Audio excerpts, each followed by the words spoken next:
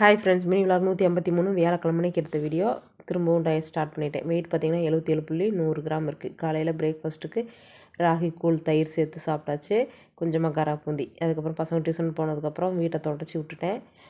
இப்போ கொஞ்சம் நீட்டாக இருக்குது. ஃபேன் போட்டு காய வச்சிட்ருக்கேன். அதுக்கப்புறம் சுடிதார் ஃபேண்ட்டு கட் பண்ணி எடுத்து வச்சுட்டு பசங்க வந்ததும் சாப்பிட வச்சு ஸ்கூல் கூட்டிகிட்டு போனேன். அதுக்குள்ளே பசி ஆயிடுச்சு. 2 சப்போட்டா பழம் சாப்பிட்டு ஸ்கூலில் கொண்டு போய் விட்டுட்டு வந்துட்டேன். தங்கச்சி வந்து ரசம் கடை வாங்கிட்டு போனான்.